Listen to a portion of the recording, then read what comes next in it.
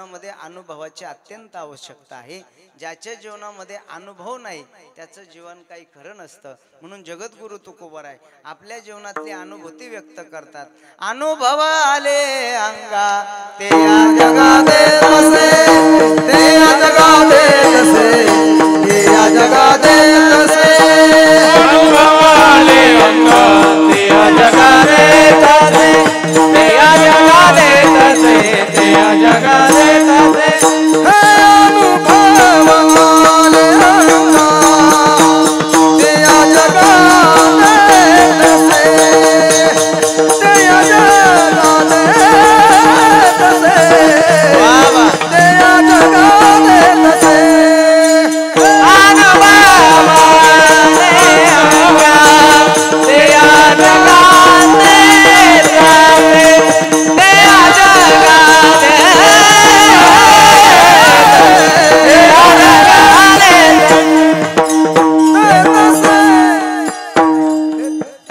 अनुभवाले अंगा ते या जगा देतसे.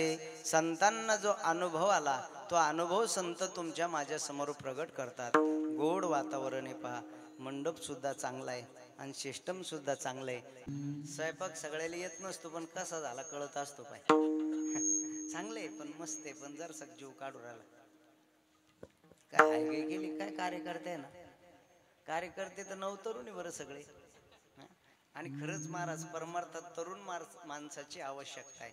सगळ्या ठिकाणी तरुण आले पाहिजे. परमार्थात विशेष करून तरुण मंडळी आले पाहिजे. आणि या ठिकाणी बराचसा तरुणांचा सहभाग आहे. कारण तरुण का आले पाहिजे, जगद्गुरु तुकोबारायांचं प्रमाण आहे पहा त्याच्यासाठी. तरुणा भाग्यवंत नटे हरी कीर्तना, नटे हरी कीर्तना, नटे हरी कीर्तना. तरुणा भाग्यवंत नटे हरी कीर्तना, नटे हरी कीर्तना, नटे हरी कीर्तना.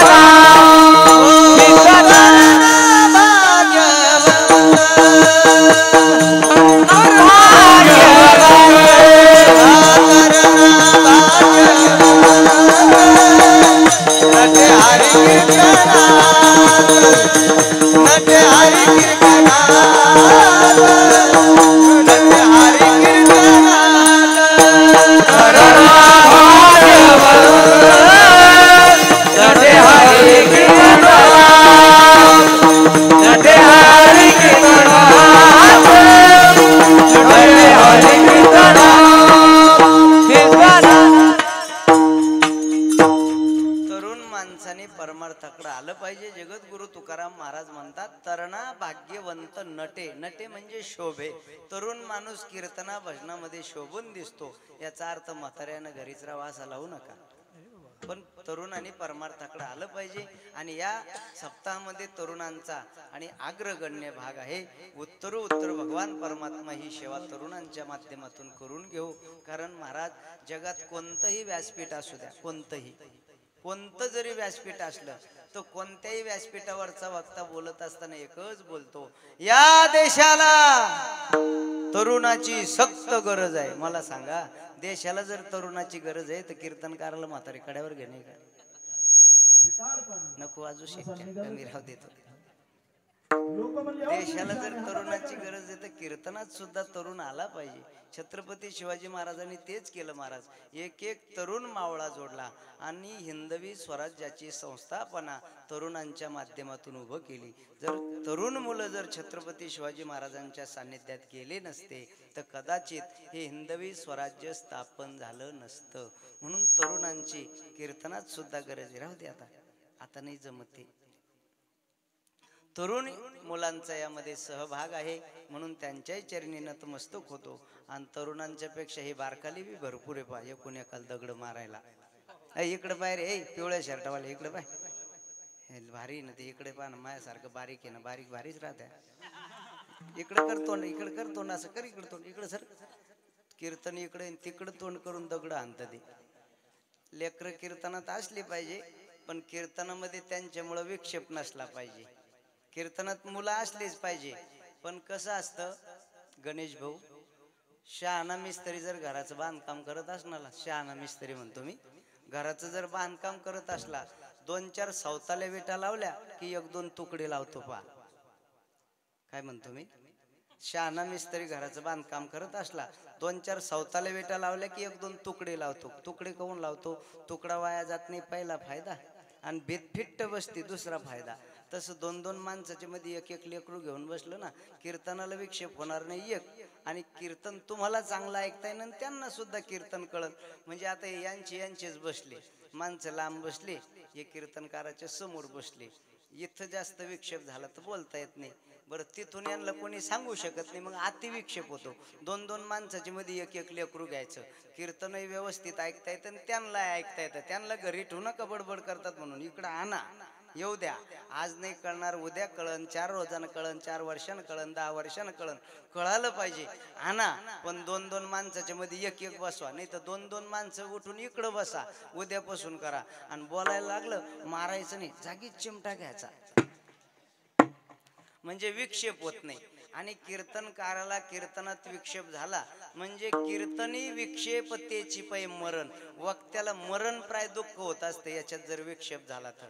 आता हे सगळे लेकर आपलेशी बोलू नको ना रे, हे तुमच्यासाठीच एवढं सांगतो, आता बोलू नको तू.